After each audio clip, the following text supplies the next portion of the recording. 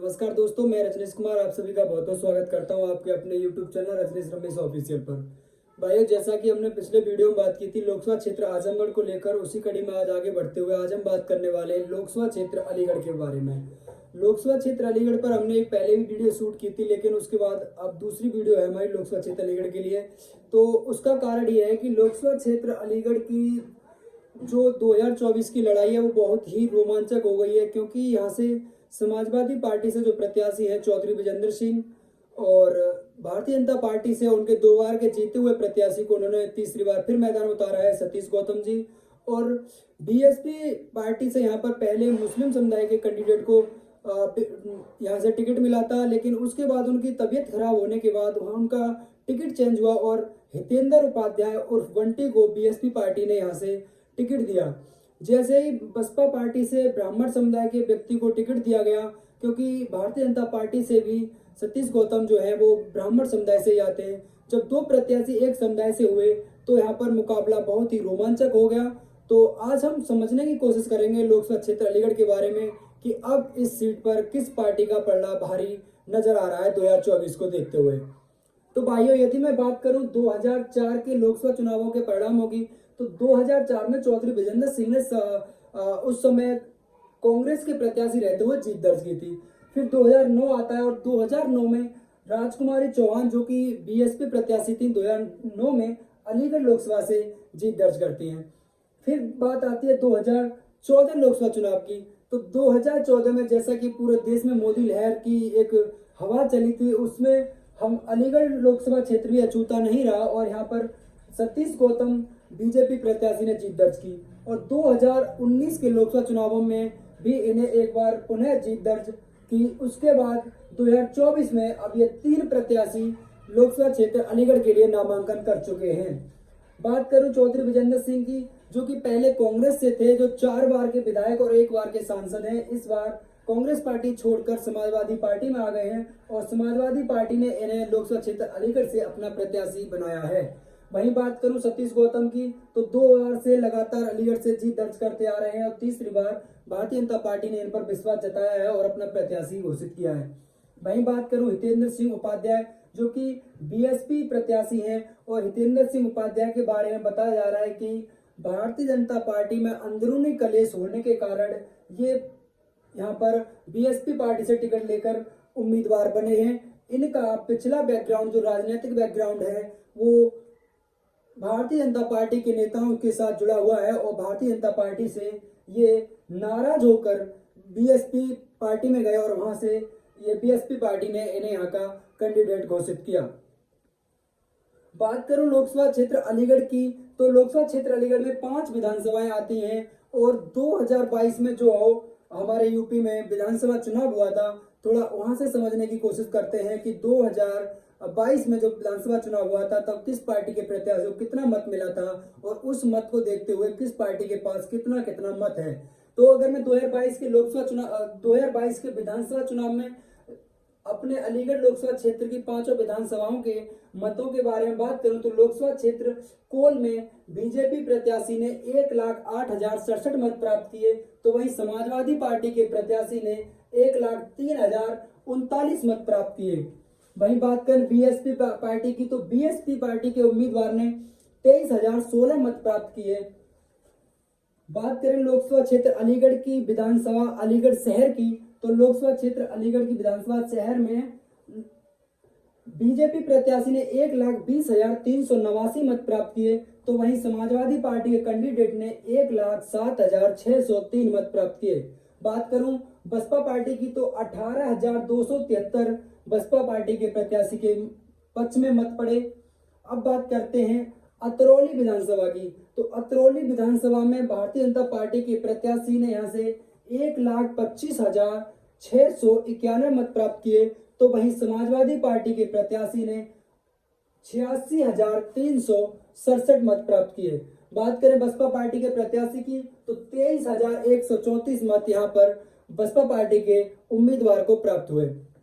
भाइयों, जैसा कि आप लोगों को पता होगा कि 2022 के विधानसभा चुनाव में समाजवादी पार्टी और आरएलडी का गठबंधन था, तो इन 5 विधानसभाओं में से जो अलीगढ़ लोकसभा क्षेत्र के अंतर्गत आती हैं उन्हीं में से बरौली और खैर दो ऐसी विधानसभाएं थी कि जहां पर समाजवादी पार्टी और आरएलडी गठबंधन से आरएलडी के प्रत्याशी 2022 के मैदान में थे। तो 2022 में अगर बात करें बरौली की, तो बरौली से जो भारतीय जनता पार्टी के प्रत्याशी थे उन्हें 1,47,984 मत मिले। तो वहीं बात करें आरएलडी समाजवादी पार्टी के गठबंधन प्रत्याशी आरएलडी के प्रत्याशी को 32,781 महज मत मिले। वहीं बात करें दूसरे नंबर पर यहाँ पर बसपा पार्टी रहती है और उन्हें उसके प्रत्याशी को 57,339 मत बहुजन समाज पार्टी के प्रत्याशी को यहाँ मिलते हैं। बात करें खैर विधानसभा की, तो खैर विधानसभा में भारतीय जनता पार्टी के जो प्रत्याशी थे उन्हें 1,39,643 मत मिलते हैं। तो वहीं आरएलडी प्रत्याशी को महज 41,644 मत मिलते हैं। यहाँ पर भी बहुजन समाज पार्टी का प्रत्याशी दूसरे नंबर पर रहते हैं और उन्हें 65,302 मत उनके पक्ष में पड़ते हैं। बात करें कि जो 2022 के विधानसभा चुनाव में जो पार्टियों की विधानसभा चुनाव में जो मत मिला था, यदि लोकसभा क्षेत्र अलीगढ़ के अंतर्गत आने वाली पांचों विधानसभाओं के इनके मत का योग किया जाए तो भारतीय जनता पार्टी के पांचों विधानसभाओं पर जो मत था वो 6,41,777 मत भारतीय जनता पार्टी के उम्मीदवारों को मिला। और एक सबसे बड़ी बात जो है वो ये है कि विधानसभा 2022 के चुनाव में अलीगढ़ में आने वाली 7 की 7 विधानसभाओं पर भारतीय जनता पार्टी के प्रत्याशी ने जीत दर्ज की थी और उन्हीं में से ये 5 विधानसभाएं जो अलीगढ़ लोकसभा क्षेत्र के अंतर्गत आती हैं, पांचों ही सीटों पर भारतीय जनता पार्टी के विधायक जीते हुए हैं 2022 के विधानसभा चुनावों में। तो टोटल योग जो है उनके मतों का 6,41,777 है। वहीं बात करें समाजवादी पार्टी की, तो समाजवादी पार्टी ने यहाँ पर 5 में से 3 पर समाजवादी पार्टी के कैंडिडेट थे, तो वहीं 2 पर आरएलडी के यहाँ पर 2022 में प्रत्याशी थे। तो अगर बात करें समाजवादी पार्टी के पक्ष में पड़ने वाले मत की, तो समाजवादी पार्टी को 2,97,009 मत उनके तीनों प्रत्याशियों को मिलते हैं। वहीं बात करें आरएलडी प्रत्याशियों की, तो 74,774 मत आरएलडी प्रत्याशियों को मिलते हैं। बात करें बसपा पार्टी की, तो बसपा पार्टी के प्रत्याशियों को 1,87,064 मत बहुजन समाज पार्टी के प्रत्याशियों को मिलते हैं। भाइयों, यदि यहाँ से थोड़ा सा समझने की कोशिश की जाए तो यहाँ तो पूरी बढ़त लगी समाजवादी पार्टी और भारतीय जनता पार्टी के बीच की अगर बढ़त को देखा जाए तो लगभग आधे से भी अधिक है। दूना दून का अंतर है भारतीय जनता पार्टी और समाजवादी पार्टी के मतों के बीच में। अब जो 74,774 मत जो आरएलडी को मिले थे, ये 2022 के विधानसभा चुनाव में आरएलडी जहां समाजवादी पार्टी के साथ थी, तो वहीं 2024 के लोकसभा चुनाव आते आते इस पार्टी ने अपना पक्ष बदल दिया है और ये आरएलडी अब भारतीय जनता पार्टी के गठबंधन एनडीए में शामिल हो चुकी है। तो कहीं ना कहीं ये वोट भी अब इधर ही सरकने वाला है।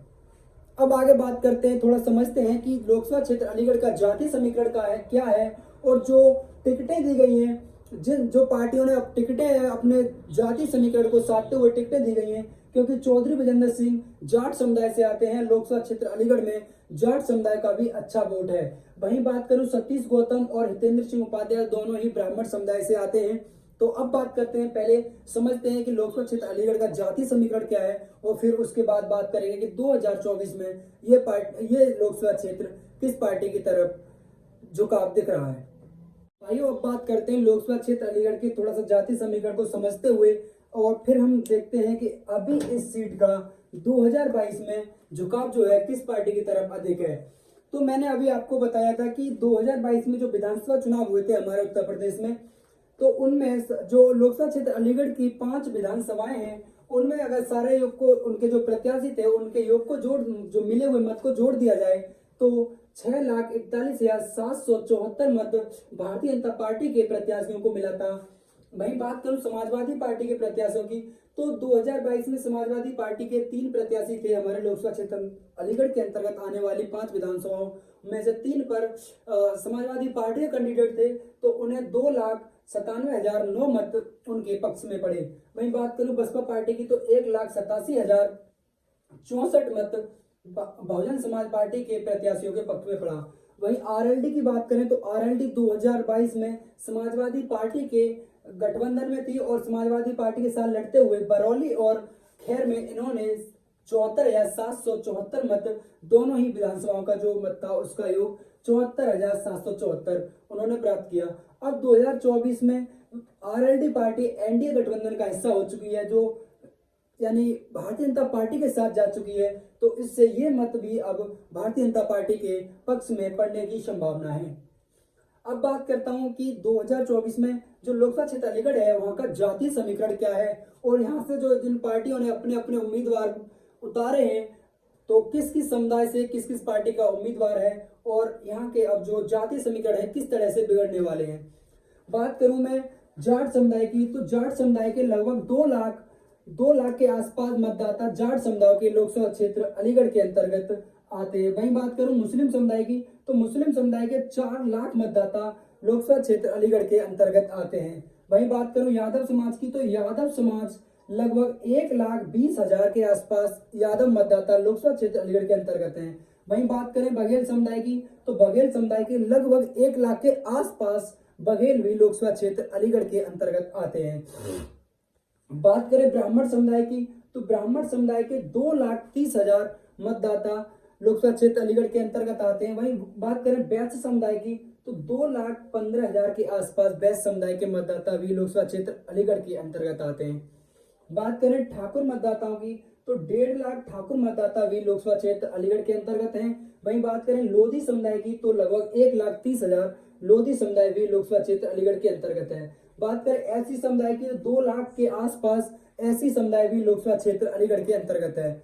अब बात करते हैं पार्टियों के कोर वोट बैंक की, तो अगर मैं बात करूं समाजवादी पार्टी के कोर वोट बैंक की, तो मुस्लिम और यादव समाजवादी पार्टी का कोर वोट बैंक है। अब वहीं बात करें जाट समुदाय की, तो आरएलडी पार्टी जाटों की पार्टी कही जाती है, लेकिन जाट बहुत अच्छे से क्या बोलते हैं आरएलडी पार्टी से खुश नहीं है। उनके जो किसान आंदोलन हुआ था उनको लेकर और कई सारे ऐसे मुद्दे हैं जिनको लेकर जाट समुदाय आरएलडी से नाराज चल रहा है और उनका नाराज होने का जो आरएलडी से नाराज होने का पर्पस है वो ये है कि वो समाजवादी पार्टी को छोड़कर भारतीय जनता पार्टी के पक्ष में चले गए हैं, क्योंकि भारतीय जनता पार्टी ने किसानों के जो आंदोलन हुए हैं उनको लेकर किसानों में खासा नाराजगी है। तो बात करें जाट समुदाय की, और जो 2024 के लिए समाजवादी पार्टी ने अपने कैंडिडेट उतारे हैं चौधरी विजेंद्र सिंह जाट, तो वो भी जाट समुदाय से ही आते हैं। अब बात करें बघेल समुदाय की, तो भाइयों 2022 के चुनाव तक 2022 का जो विधानसभा का चुनाव हुआ था तब तक समाजवादी पार्टी से जिला अलीगढ़ के जिलाध्यक्ष हुआ करते थे गिरीश यादव, और जिला अलीगढ़ के ही अंतर्गत आती है एक विधानसभा छर्रा, वहां से बघेल समुदाय की लक्ष्मी धनकर को समाजवादी पार्टी ने विधानसभा का चुनाव लड़वाया था। तो चुनाव में बघेल समुदाय की जो हमारी लक्ष्मी धनकर जी थी उनको हार मिली, लेकिन 2022 के विधानसभा चुनावों के परिणाम आने के बाद लक्ष्मी धनकर जी को उठाकर जिला अलीगढ़ की समाजवादी पार्टी ने जिम्मेदारी दे दी। अभी वर्तमान में जिला अलीगढ़ की जिला अध्यक्ष लक्ष्मी धनकर हैं, तो इस समुदाय का भी अच्छा खासा मत समाजवादी पार्टी के पक्ष में पड़ने की एक संभावना है। अब बात करते हैं ब्राह्मण समुदाय की, तो ब्राह्मण समुदाय, वैश्य समुदाय और ठाकुर समुदाय और लोधी समुदाय, ये चारों ही समुदाय प्रेजेंट टाइम में भारतीय जनता पार्टी का कोर वोट बैंक हैं। बात करें एससी समुदाय की, तो एससी समुदाय के लगभग 2 लाख के आसपास यहाँ मतदाता हैं। और आपको अगर मैं थोड़ा सा ऊपर देखने के लिए कहूं, क्योंकि मैंने 2022 की विधानसभा चुनाव में जिन जिन प्रत्याशियों को जिन पार्टियों से जो मत मिला है, तो आप देखेंगे कि बसपा पार्टी के जो लोकसभा क्षेत्र अलीगढ़ के अंतर्गत आने वाली 5 विधानसभाओं पर जो बसपा पार्टी कैंडिडेट थे उन्हें 1,87,064 मत मिले। और वहीं आप देखने की कोशिश करेंगे कि एससी समुदाय का वोट जो है वो लगभग 2 लाख के आसपास है। तो जो समुदाय है ये बहुत बड़ी संख्या में ये बीएसपी का कोर वोट बैंक है, और ये जो बहुत बड़ी संख्या में जो ये समाज है वो सारे मुद्दे भूलकर बीएसपी पार्टी को मत करता हुआ दिखता है। अब मैं बात करूं जाट समुदाय की, क्योंकि जो 2024 को लेकर पार्टियों ने अपने उम्मीदवार उतारे हैं, तो समाजवादी पार्टी से चौधरी विजेंद्र सिंह और भारतीय जनता पार्टी और बीएसपी से ब्राह्मण चेहरा है। तो यहाँ पर अगर देखा जाए तो अगर यहाँ थोड़ा सा जो बसपा पार्टी ने अपने उम्मीदवार रखे हितेंद्र सिंह उपाध्याय, यदि वो यहाँ पर थोड़ा सा मेहनत कर पाते हैं, अगर यहाँ से वो वोट अर्जित कर पाते हैं, किसी भी तरह से यहाँ से उन्हें वोट मिलता है, तो उनका 2 लाख वोट तो उनका बना हुआ है। बसपा पार्टी के कैंडिडेट बनने के बाद ही उनका 2 लाख वोट तो उनका निश्चित ही बन गया है, क्योंकि 2 लाख वोट तो उन्हें ये वोट तो उन्हें मिलने ही वाला है, इसमें कोई कटौती नहीं होने वाली। 10-5 हजार ऊपर नीचे होता है वो एक अलग चीज है, लेकिन इतना वोट तो उन्हें मिलने वाला ही है। अब बात करते हैं, जो वोट हितेंद्र सिंह उपाध्याय काटेंगे वो इस समुदाय से, ब्राह्मण समुदाय, वैश्य समुदाय से उन्हें अधिक मिलने की संभावना है। तो जो वोट कटेगा वो कहीं ना कहीं यहां से कटेगा। जो वोट बैंक जो कटने वाला है, उन जो वोट बैंक में सेंध लगाने वाले हैं, वो वोट बैंक यहां पर कटौती करेगी। और बात करूं मैं समाजवादी पार्टी के प्रत्याशी चौधरी विजेंद्र सिंह जी की, तो वो जाट समुदाय से आते हैं और आरएलडी पार्टी से जाटों की नाराजगी होने का या थोड़ा सा उन्हें फायदा मिलेगा।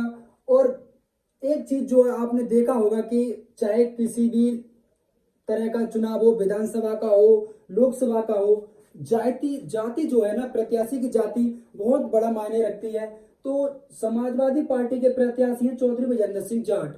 इस जो जब से ये प्रत्याशी जाट समुदाय से आए हैं, तो जाटों में भी एक खासा जोश पहना हुआ है कि इस बार वो आरएलडी को भूलकर, उनके गठबंधन को भूलकर चौधरी विजेंद्र सिंह जी का साथ देने वाले हैं, क्योंकि इनके बारे में बताया जाता है कि ये 4 बार विधायक रह चुके हैं और 1 बार सांसद रह चुके हैं, और इतने बड़े राजनीतिक कैरियर में इनके ऊपर किसी भी तरह का एक भी केस दर्ज नहीं है। बहुत ही साफ छवि के नेता हैं, सभी को जोड़कर रखने वाले नेता के बारे में, नेता के तरह इनके बारे में लोग चर्चाएं करते हैं।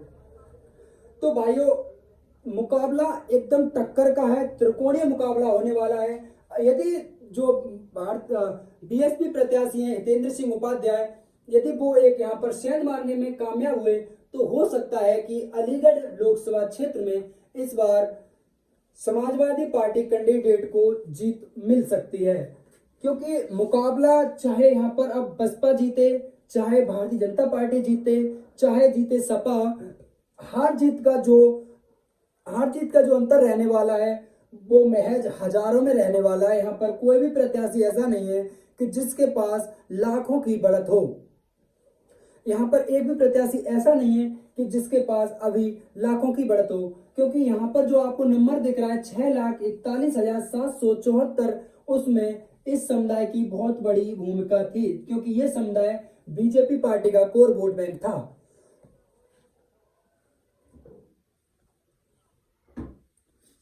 अब जब से चौधरी विजेंद्र सिंह समाजवादी पार्टी से कैंडिडेट बने हैं, तो ये जो समाज है, ये समाजवादी पार्टी की तरफ, समाजवादी पार्टी के प्रत्याशी होने के नाते चौधरी विजेंद्र सिंह की तरफ झुक गया है। क्योंकि ये जो समाज है, जाट समुदाय, इसका जो मत मिलेगा, जो मत 2022 के चुनाव में पड़ने वाला है, उसका अगर मैं देखूं तो जो मत पड़ेगा उसका 70 से 80% मत चौधरी विजेंद्र सिंह के पक्ष में पड़ने वाला है। 2024 में जाट समुदाय का मत, तो ये जो समुदाय, ये भी यहाँ से ही कम होगा। ये जाटों का जो वोट कम होने वाला है वो भी यहाँ से ही कम होगा, और ये जो वोट यहाँ से ही खिसका कर इधर ले जाएंगे। तो यहाँ पर जीत किसी की भी हो सकती है, ये कहना थोड़ा सा मुश्किल है, क्योंकि मुकाबला त्रिकोणीय है, लेकिन जीत किसी की भी हो, जीत महज हजारों में ही होगी। तो भाइयों, ये थी लोकसभा क्षेत्र अलीगढ़ की जानकारी जो मैंने आपके लिए जुटाई। तो आपसे एक छोटा सा निवेदन रहेगा मेरा कि अगर वीडियो आपको पसंद आए, जानकारियां पसंद आए, तो एक लाइक करें और अपना सुझाव मुझे कमेंट बॉक्स के माध्यम से जरूर भेजें कि हमें पता चले कि आप हमारी जानकारी को पसंद करते हैं या नहीं। अगले वीडियो को सबसे पहले देखने के लिए चैनल को सब्सक्राइब कर लें, बेल आइकन ऑन कर लें, और इस वीडियो को अपने जानने पहचानने वाले भाई बंधुओं में जितना हो सके ज़्यादा से ज़्यादा शेयर करें। तो मिलते हैं अगले वीडियो में, तब तक के लिए जय हिंद, जय भारत।